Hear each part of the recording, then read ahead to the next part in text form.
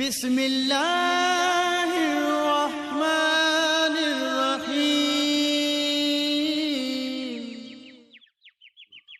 Selanjutnya, materi pengajian malam ini kita minta kepada Ustadz untuk memberikan materi kepada kita. Kepada Ustadz, Pak dan Pak, dipersilakan. Assalamualaikum warahmatullahi wabarakatuh.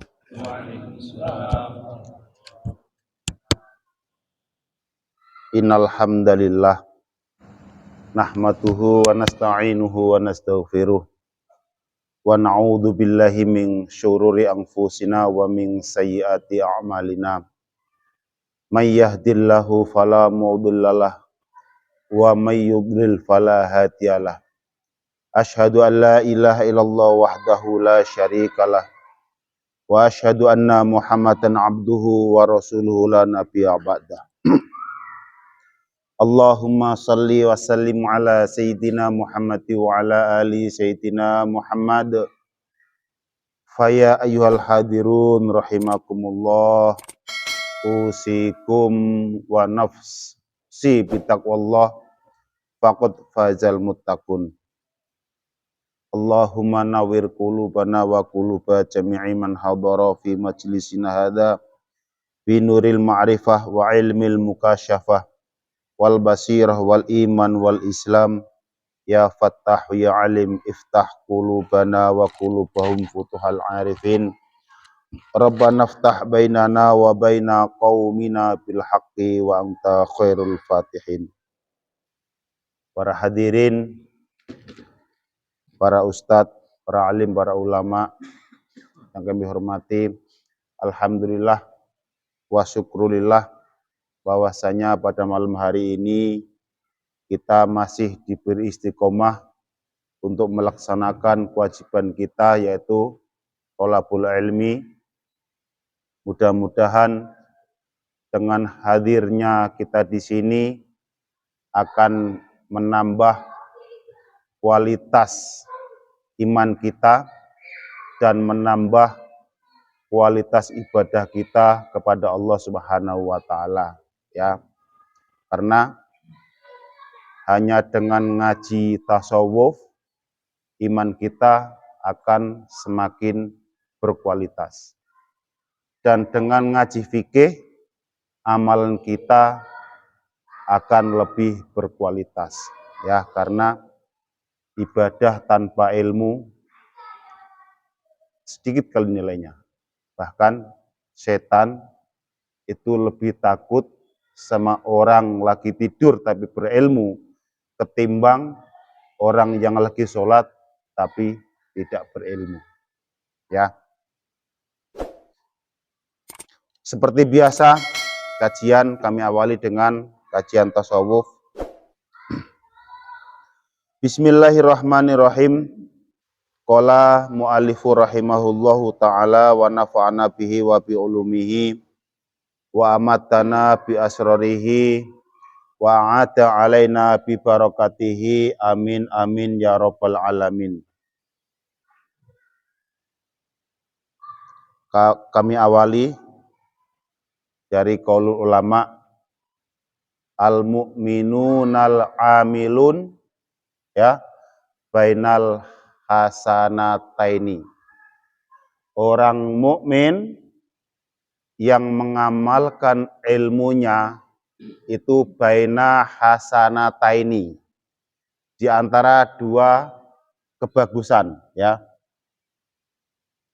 Yang pertama adalah baina hasanatin qad qadhaha, di antara kebaikan yang sudah dikerjakannya atau sudah dijalankannya. Wa baina hasanatin tangtadhiruha, dan di antara kebaikan yang dinantinya. Maksudnya, orang muslim yang mengamalkan ilmunya, itu dia setiap sholat subuh selesai, dia berdoa, ya Allah, takdirkanlah hamba untuk bisa menjalankan sholat duhur nanti. Ya. Jadi mulai dari sholat subuh sampai sholat duhur nanti, baina hasanatin yang tadiruha, di antara kebaikan yang sedang dinanti. Sehingga apabila di antara waktu subuh dan duhur meninggal dunia, status kita ini lagi menanti kebaikan. Jadi tercatat di langit, wah orang ini meninggal lagi menanti sholat duhur. Ya, sehingga bumi menangis di saat ada orang mukmin yang seperti ini. Ya Allah, orang ini yang senantiasa sujud kepadamu, kenapa kau ambil gitu? Tapi langit tertawa karena dia senang dengan datangnya roh orang yang beriman ini ke langit. Ya, jadi kalau orang yang nggak iman dan mengamalkan imannya, gitu kan, dia menanti mungkin menanti apa? Menanti keberhasilan di dunia. Dia menanti, ya Allah, mudah-mudahan saya dapat rezeki banyak agar bisa beli mobil. Jadi di saat dia meninggal, itu catatannya di atas orang ini statusnya lagi menanti membeli mobil. Kan jelek sekali. Jadi yang paling baik adalah di antara kebagusan lagi menanti sholat duhur. Statusnya itu baik. Makanya setiap selesai sholat, berdoa, dan di akhir doanya selalu kita ucapkan, ya Allah, takdirkanlah hamba agar bisa sholat subuh, sholat duhur nanti. Ya, karena tidak ada yang menjamin apakah kita ini bisa hidup sampai duhur nanti. Dan setelah kita sholat duhur, nggak ada yang bisa menjamin kita apakah bisa menemui sholat asar lagi. Ya, karena rubaman mata min ghairi ilatin. Banyak sekali orang meninggal dunia dengan tanpa penyakit. Ya, jadi jangan mentang-mentang kita lagi sehat begini, kita aman-aman saja ini. Merasa umurnya masih panjang, ya. Kemarin di perumahan Palem, Bukit Palem, ada seorang tentara, ya. Dia kantornya di Bakamla. Jam 11 malam masih ngobrol-ngobrol. Jam setengah 12 dia masuk angin. Jam 12 dikerokin. Mau dibawa ke rumah sakit nggak mau. Jam setengah 1 lewat. Badannya kekar, tentara, fisiknya nggak ada, tanda-tanda mau meninggal nggak ada. Itulah temuan Allah. Kalau Allah sudah punya kehendak, la yastakhiruna sa'atan wala yastaqdimun, tidak bisa diakhirkan atau ditunda atau dijauhkan, bisa. Ya, makanya kita ini bagusnya mengaji biar setiap apa yang kita alami detik demi detik itu menanti kebaikan. Setelah sholat Isya kita akan menanti ngaji. Setelah kita ngaji, sholat witir, tidur, niatkan untuk menanti sholat subuh. Jadi semuanya waktu kita dinilai ibadah oleh Allah Subhanahu wa taala. Adapun rezeki yang kita dapat itu bonus. Kalau kita kerja, kita dapat gaji, itu bonus. Itu bonus, ya.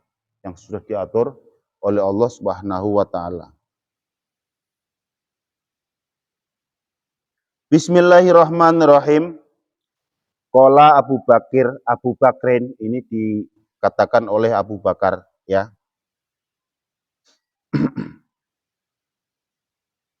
Man takhalal kubra bila zatin, barang siapa yang masuk kubur dengan tanpa bekal. Ini yang bilang sahabat Abu Bakar Siddiq.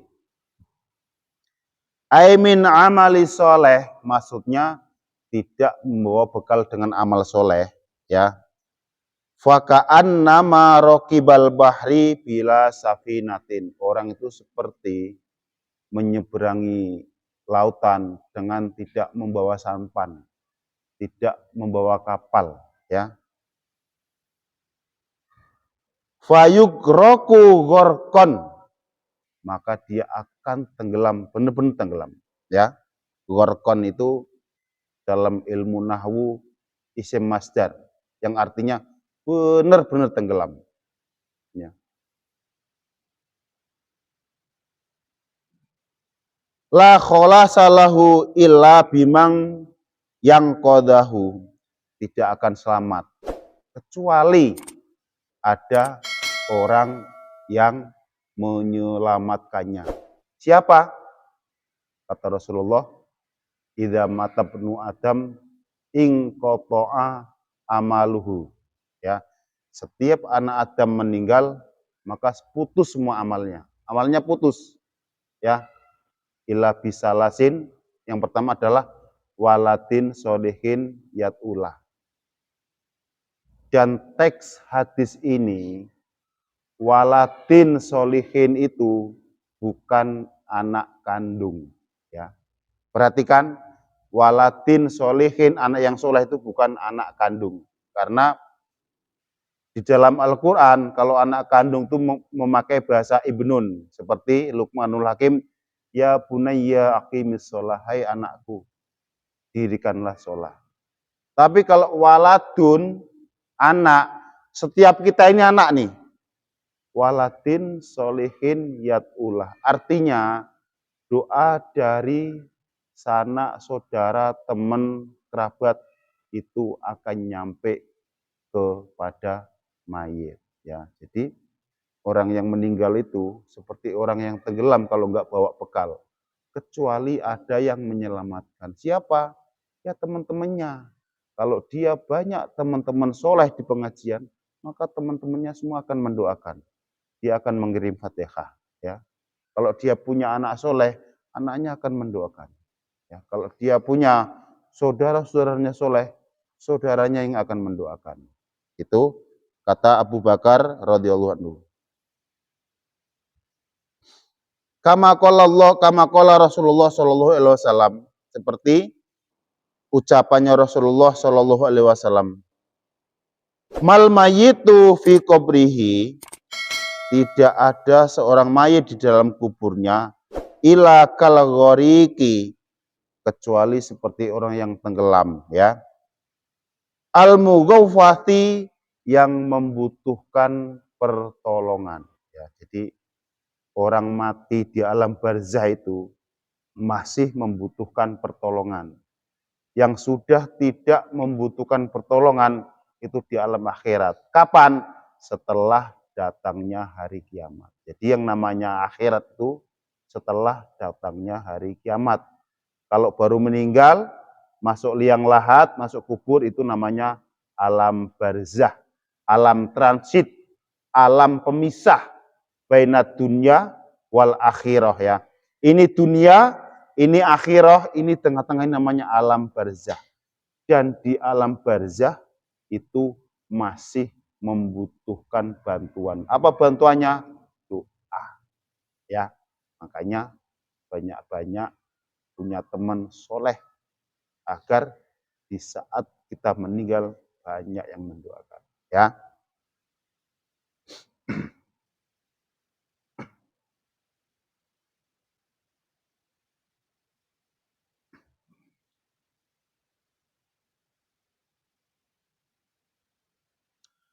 An ba'dil hukama, diterangkan, diriwayatkan dari sebagian para ahli hukum.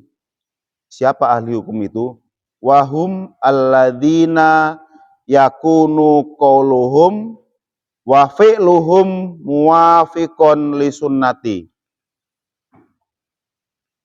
Orang ahli hukum itu adalah orang yang ucapannya dan perbuatannya itu muwafiqon, cocok sama dengan perbuatannya, ya.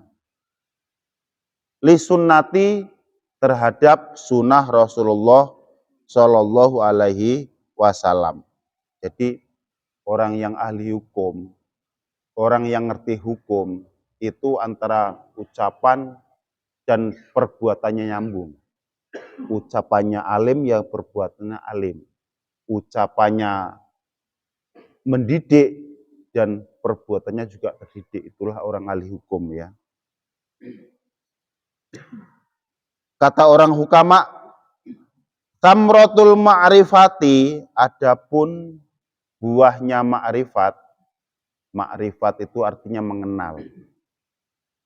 Ma'rifat kepada Allah, kita sudah mengenal Allah. Contoh, seperti kita mengenal sama orang tua. Ya, orang yang kenal sama Allah itu, dia seperti orang yang mewarisi wali atfal. Wali atfal itu seorang wali, seorang kekasih Allah, dia seperti anak kecil. Bagaimana sifat anak kecil? Ya, diejek orang, diledek orang, dicemooh orang, cuek aja dia anak kecil tuh. Dia nggak peduli dengan omongan orang, yang penting dia dekat sama Allah. Terus anak kecil nanti sore nggak mau makan apa, dia nggak tahu menau. Yang dia tahu adalah di saat dia mau butuh makan, minta sama orang tuanya. Di saat dia mau butuh jajan, minta sama orang tuanya. Dan harusnya kita juga seperti itu, ya. Kita ini mau dicaci maki orang, diledek orang, mau dibilangin orang bodo amat. Yang penting hanya penilaian Allah Subhanahu wa taala. Jangan dihiraukan oleh penilaian manusia. Karena kata Luqmanul Hakim, penilaian manusia itu enggak ada benernya. Ya, makanya di saat Luqmanul Hakim dengan anaknya, dia membawa onta, ontanya dinaikin bapaknya. Anaknya menuntun, orang bilang, itu anak gendeng itu katanya. Masa orang tuanya naik onta, anaknya disuruh jalan kaki. Ya, terus karena diomongin gitu, kita rubah. Nak, kau yang naik, aku yang nuntun. Itu anak enggak tuh sopan. Bapaknya disuruh nuntun onta. Ya, terus dua-duanya naik, diomongin juga. Itu orang enggak punya hati. Onta satu dinaikin 2 orang. Terus dituntun dua-duanya bareng. Orang kok bodoh betul, punya kendaraan nggak dinaikin. Jadi apapun yang diomongin, selalu jadi omongan orang. Kalau kita meminta penilaian orang, makanya kita sama orang tuh berbuat baik aja. Mau dia berbuat jelek sama kita berbuat baik sama dia. Itulah yang namanya akhlak. Kalau kita berbuat baik dengan orang yang baik sama kita, itu mah sudah biasa, memang seharusnya. Tapi akhlak itu, kita berbuat baik dengan orang yang tidak baik sama kita. Ya, itu perlunya kita ngaji tasawuf agar menyusun, menata hati kita. Nggak goyah dibilangin apa aja sama orang. Ya, bodo amat pokoknya. Yang penting Allah menilai saya bagus dan kita berjalan sesuai prosedur agama, prosedur undang-undang syariat Islam. Ya, itu aja. Biar kita hidupnya tenang. Kalau kita nggak begitu, nggak tenang-tenang kita ini, adanya sedih aja. Ya kan, dibilangin orang, kamu kerja dari dulu sampai tua begini nggak punya apa-apa, sedih ya kan. Iya kan? Kalau kita ikutin omongan orang, kita ini nggak ada nyaman-nyamannya. Ya. Jadi samratul ma'rifati, buahnya ma'rifah. Apa itu ma'rifah? Al-idraku sifatillahi ta'ala, kita itu menemukan sifat-sifatnya Allah Subhanahu wa taala. Jadi orang makrifat itu setiap dia bilang Allah, yang terbayang dia adalah sifat-sifatnya Allah, ya. Saat dia bilang Rob, Robun, Robi itu zat yang mengatur. Ini ada minuman ini karena zat Robnya Allah nih, ya. Di saat kita nampak minuman, ya kan, kita membayangkan rasa manis dari gula, rasa gula dari tebu, tebu dari tanah, tanah bisa menumbuhkan tebu karena dikasih hujan oleh Allah. Sehingga sampai ke kita bisa minum. Itulah, jadi sifat Allah yang 99 itu dibagi menjadi dua ya. Yang pertama sifat jalalnya Allah, sifat agungnya Allah. Yang kedua adalah sifat jamalnya Allah, sifat keindahan ya.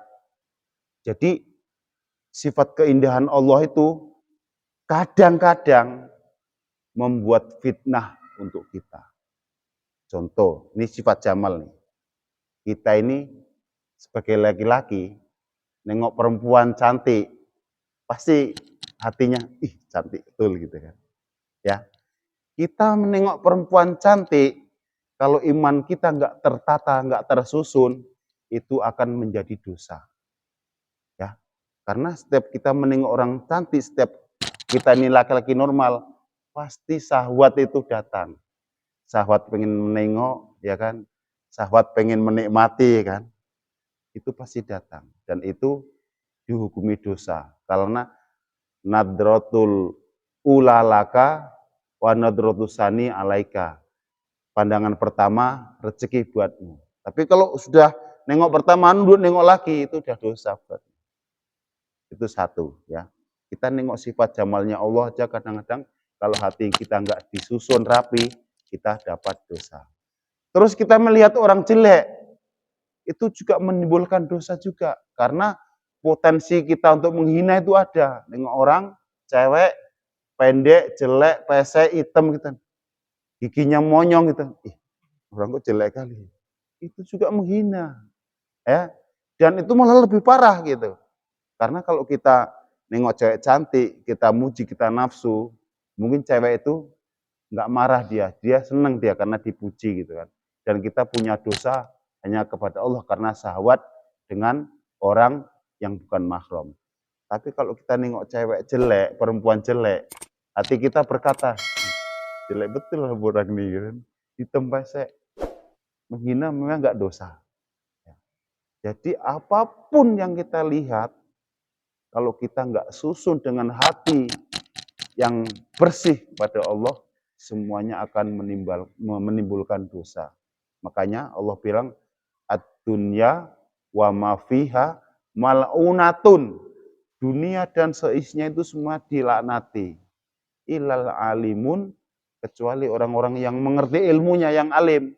Wal muta'alimun, kalau kalian tidak alim, wal muta'alimun hendaknya belajar agar nggak dilaknati oleh Allah Subhanahu wa taala. Karena semua di dunia ini ada potensi menimbulkan dosa kalau kita tidak ngerti ilmunya. Ya, seperti tadi, nengok cewek cantik udah ya udah sekali. Nadratul ulalaka itu rezeki buatmu. Yang keduanya kita lirik lagi ya kan, itu udah menimbulkan dosa ya. Jadi orang yang ma'rifat kepada Allah itu adalah orang yang sudah mengenal dan mengerti sifat-sifat Allah Subhanahu wa ta'ala. Jadi sifat itu sifat jamal, keindahan. Sifat jalal itu sifat keagungan. Contoh,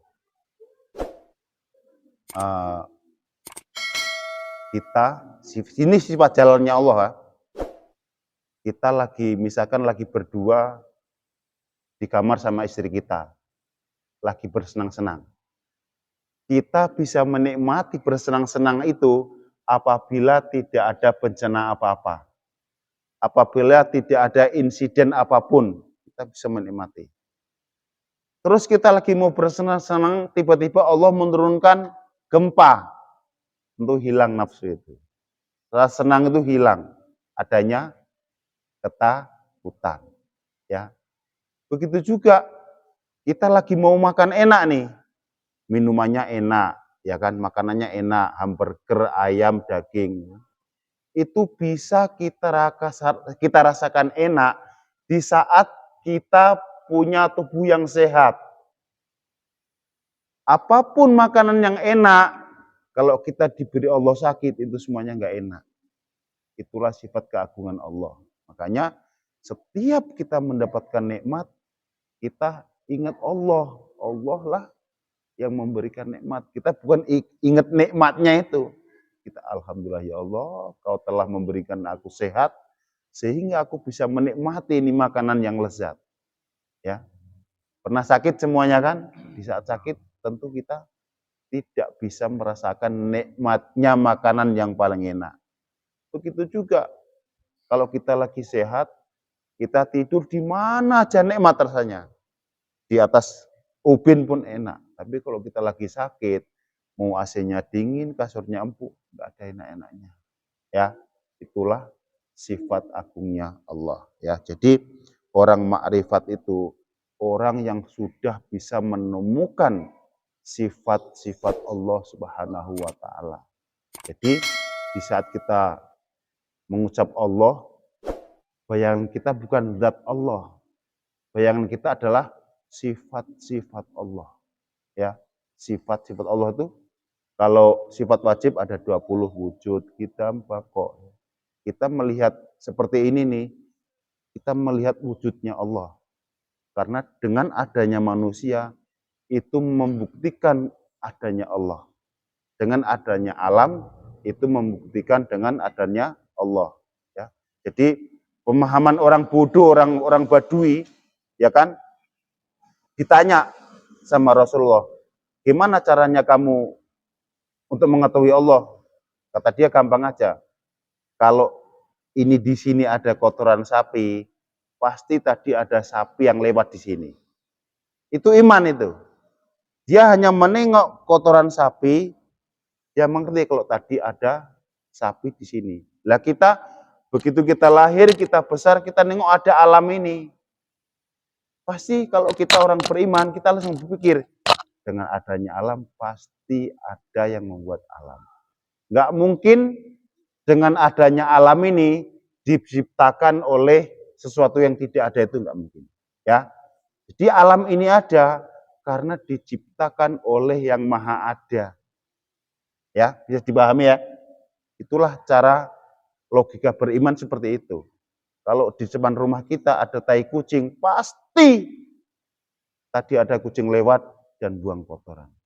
Begitu kita lihat dunia ini, ya yakin pasti ada yang menciptakan. Itu logika iman. Dan setelah logika iman, kita memakai logika ikhlas. Yang sering saya bilang, katakan, ikhlas beribadah itu mudah sekali. Bahkan susah kalau kita ini nggak ikhlas. Contoh, ini contoh sengaja tak ulang-ulang, biar rasa ikhlas di hati kita ini selalu muncul. Kita ini kan di dunia ini kan merantau. Nanti kita akan pulang kampung ke hadapan Allah Subhanahu wa taala. Tentu di saat kita pulang kampung, kita membutuhkan tempat tinggal di sana. Tempat tinggal yang nyaman, penghasilan yang aman, ya kan, yang kita tidak akan kelaparan. Caranya gimana? Ilustrasinya begini. Kita, seandainya kita kampung kita Semarang ya. Kita punya orang tua di Semarang. Nah, kerja yang rajin, kalau sudah gajian kirim ke bapak. Nanti hasil dari kirimanmu tak buatkan rumah dan tak belikan kendaraan, ku belikan sawah. Artinya tempat tinggal rumah ada, kendaraan ada, sawah ada.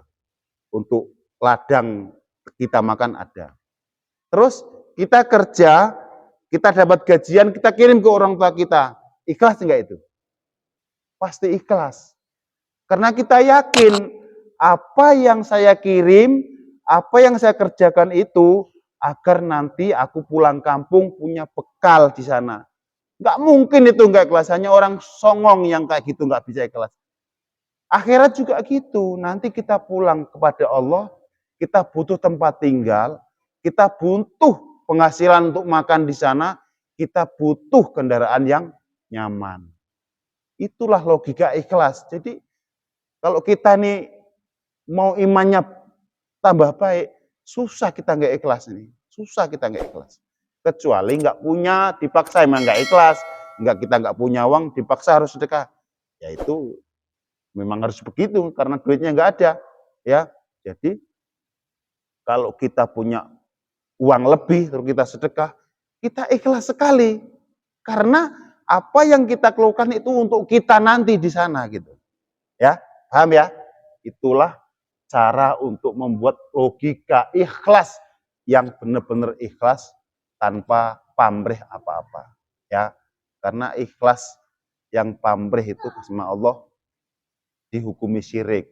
Di saat ada orang datang kepada Nabi, ya Rasulullah, aku ini suka berbuat baik, aku suka ibadah, aku suka sedekah. Tapi aku seneng kalau ada orang yang bilangin aku ini orang baik, aku ini orang dermawan. Langsung Allah menurunkan ayat di akhir surat Al-Kahfi, "Faman kana yarju liqa'a rabbih walam yusyrik fi ibadihi ahada." Agak lupa saya. Jadi orang yang ibadah agar dipandang orang itu dihukumi musyrik sama Allah Subhanahu wa taala. Karena apa? Dia pengen dijurihin oleh orang lain, bukan sama Allah gitu. Dia pengen dinilai oleh orang, ya. Padahal yang berhak menilai orang itu baik atau tidak hanyalah Allah Subhanahu wa taala. Karena hakikatnya nanti kita akan pulang kampung. Ya. Kita akan pulang kampung. Kita ini sedang merantau nih. Ad-dunya mazra'atul akhirah. Dunia ini tempat menanam nanti di akhirat.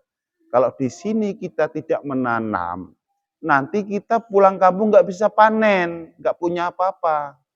Ya, jadi kalau sudah kita berpikiran kayak gitu, mindset kita seperti itu, susah kita untuk tidak ikhlas beribadah. Ya, gampang ya. Jadi kalau kita mau berpikir logika dengan benar, insya Allah hidup ini ikhlas juga gampang, iman juga gampang. Tapi itu butuh latihan, butuh mengaji, butuh dekat dengan para ulama. Ya, yang kemarin bab yang saya bilang bahwa manusia itu masuk surga bukan karena amalnya, bukan karena ibadahnya. Kita masuk surga semata-mata hanya dengan rahmat Allah Subhanahu wa taala. Dan rahmat Allah itu qaribun minal muhsinin. Dekat sekali dengan orang-orang yang berbuat baik, ya. Karena kalau kita bilang kita masuk surga dengan amalnya, umur kita berapa di dunia? 60 tahun. Artinya kalau kita baik terus, amal kita 60 tahun. Dan kalau hitung-hitungan pakai amal, ya udah, kamu di surga 60 tahun saja. Setelah 60 tahun, kamu keluar dari surga. Dan 60 tahun di dalam akhirat, itu 2,5 jam dihitung. 60 tahun di dunia, itu hanya 2,5 jam di akhirat. Jadi kita sementara di surga.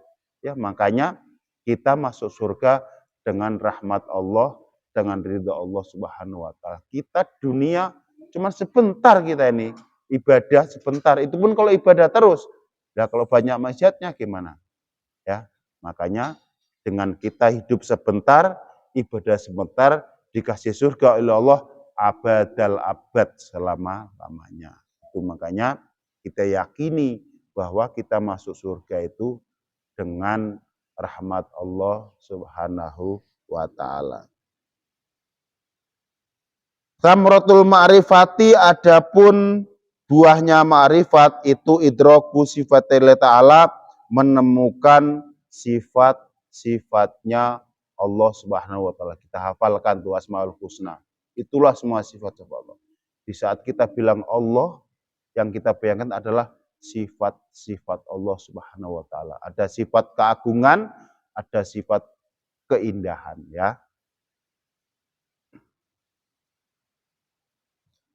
Jadi buahnya ma'rifat itu salah satu khisolin, ada 3 macam. Yang pertama al-haya'u minallah. Jadi orang kalau sudah menemukan ma'rifat, sudah menemukan kenal sama Allah, dia selalu malu kepada Allah Subhanahu wa taala. Ya, bukan takut, malu. Di sini dibilang malu.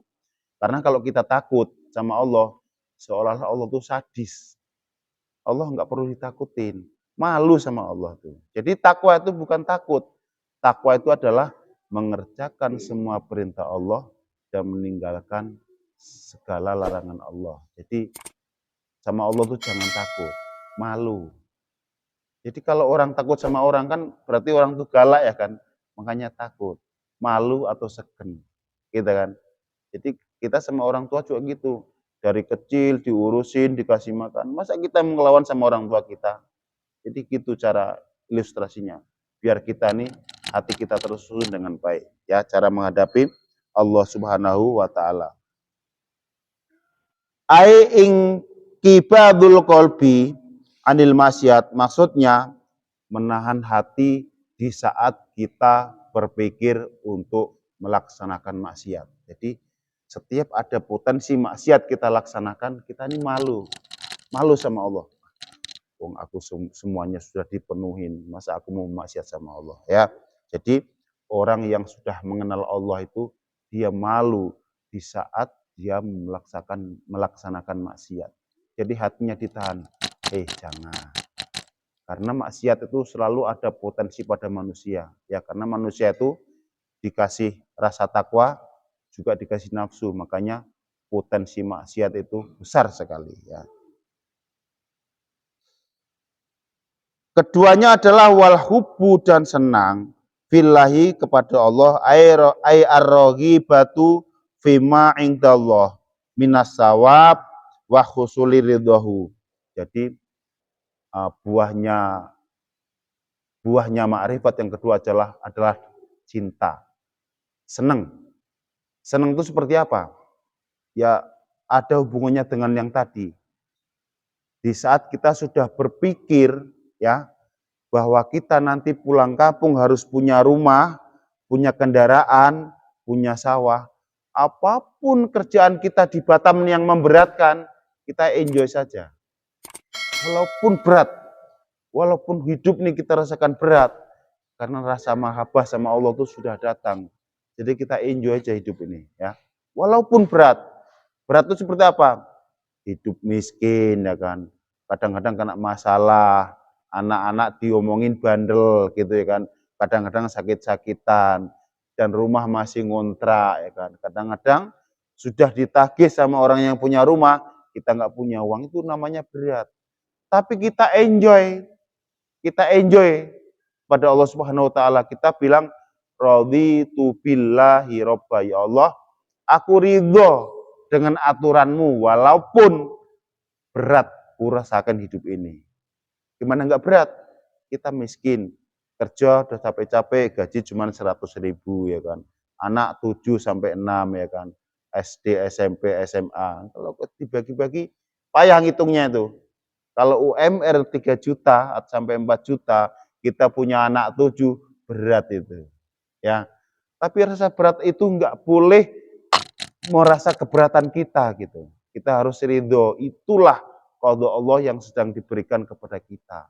Ya. Jadi dengan kita ridho, beratnya seperti ini tetap kita bekerja. Insya Allah nanti di sana kita punya rumah, punya kendaraan, punya ladang untuk kita makan. Biar kita di sana bisa hidup dengan tenang. Coba bayangkan, ya, di sini berat kali kerjanya, gajinya pun dikit kali katanya kan. Terus nggak mau kerja. Terus nanti kita pulang ke sana, kita nggak punya rumah, nggak punya tempat tinggal, nggak punya penghasilan. Jadi gembel kita. Jadi gembel di akhirat. Masa jadi gembel di akhirat gitu? Ya kan? Itulah ilustrasi agar kita ikhlas melaksanakan apapun yang kita buat di dunia ini, ya. Selanjutnya adalah